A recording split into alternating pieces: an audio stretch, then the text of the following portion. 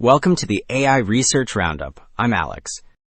Today we're looking at a paper trending on X, published on January 26, 2026, just 6 days ago. It introduces DeFM, a self-supervised foundation model trained on 60 million depth images that significantly outperforms existing methods in robotic navigation and manipulation. The paper is titled DeFM, Learning Foundation Representations from Depth for Robotics, and as we'll see later, the results for sim-to-real transfer are really impressive. And for those interested in the implementation, the authors have shared their code on GitHub. Figure 1 outlines the complete DeFM pipeline, starting with the performance radar chart on the far left. The prominent blue region illustrates how DeFM outperforms strong baselines like Dino v3 across classification and robotic tasks. This capability stems from the massive dataset detailed in the top center, comprising 60 million depth images. Moving to the bottom left, visualizations confirm the model's semantic awareness, which allows the system, shown on the right, to be distilled into compact networks for real-world robotic deployment. Well, while Figure 1 sketched the general idea, Figure 2 dives into the actual self-supervised pre-training mechanics. On the left, the pipeline takes depth images and applies multi-crop augmentation, creating both global and local views with random masking. These inputs feed into the central architecture, where a student network learns to match the output of a teacher network that updates via a moving average. On the far right, the training objective combines an iBot patch loss for fine details with Dino losses for high-level consistency, ensuring the model captures both local geometry and global semantics. So, while Figure 2 explained the training method, the data itself is equally critical. Table 1 breaks down the 60 million image dataset curated for this project. The top rows show the largest contributors, like ImageNet 21K and SA1B, which use monocular depth estimation to generate depth labels from RGB images. Below that, the middle section lists synthetic datasets like Tartan Air that provide perfect geometric ground truth. Finally, the bottom block incorporates real-world sensor data from sources like HM3D, ensuring the model is robust to real-world noise.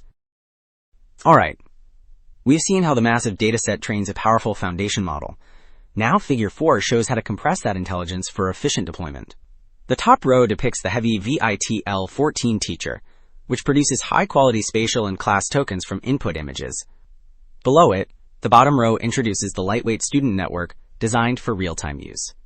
Crucially, it employs a BiFPN module in the center to generate dense feature maps that align with the teacher's structure. On the far right, the loss functions ensure the student mimics the teacher at both the fine-grained patch level and the global semantic level. Okay, after seeing the distillation pipeline, Table 2 quantifies the feature quality using the ImageNet 1K depth benchmark. The top section compares large models, where the DeFML14 teacher outperforms strong RGB baselines like Dino v3, achieving a linear probing accuracy of about 72%. Moving to the bottom section, we see the results for the smaller student models. Here, the distilled DeFM student significantly leads the pack, reaching over 61% linear accuracy and beating the Dino v2 small model by more than 6 points. So, while Table 2 focused on classification, Table 5 shifts the focus to semantic segmentation, which is crucial for dense scene understanding. Looking at the column headers, the evaluation spans diverse domains, including indoor rooms, outdoor terrain, and manipulation tasks.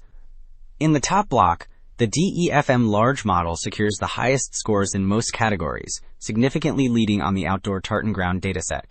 Then, in the middle block, the lightweight student models demonstrate robust transfer capabilities. Specifically, the DeFM VITS14 scores nearly 28 on ScanNet, beating the Dino v2 equivalent by almost 10 points.